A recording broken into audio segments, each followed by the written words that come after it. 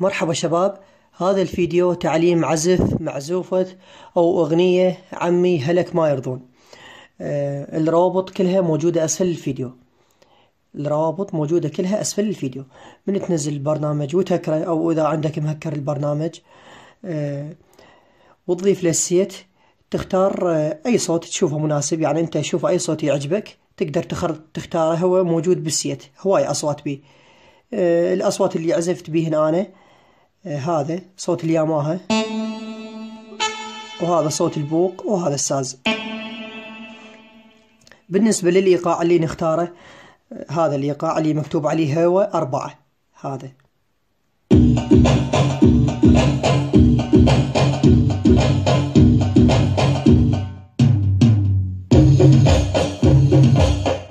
هذا الإيقاع اللي راح نختاره.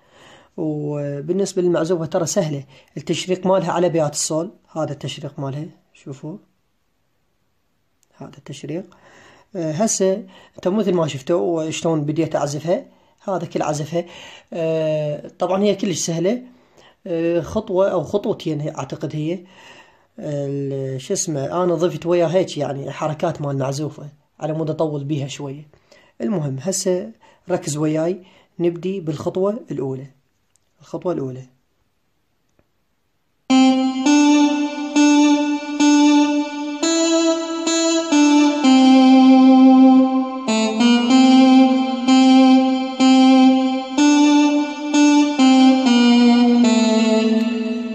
انت من تعزفها لازم ترتل. شوف شلون باو الترتيل، شوف شلون.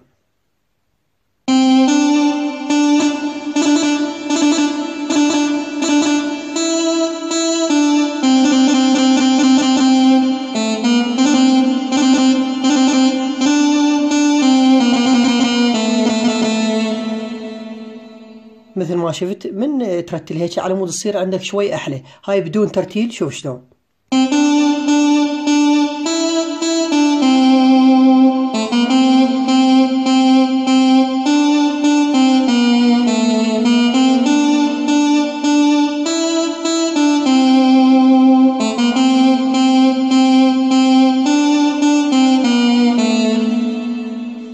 شوف ويا الترتيل شوف شلون تصير احلى.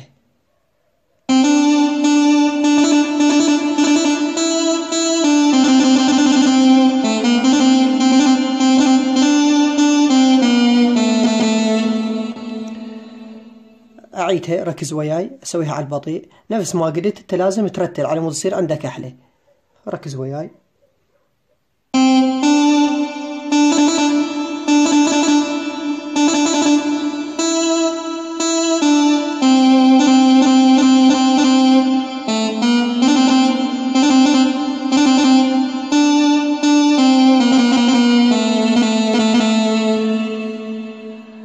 أنا حسب ما سمعته للأغنية مال عمي هلك ما يرضون، هو كله نفس اللحن، يعني نفس هاي الخطوة، نفس الكلمات. إذا تريد تضيف لها بعد أنت من يمك حركات مال معزوفة، يعني اللي راح أسوي أنا، اللي تريد تسوي مثلي هيك.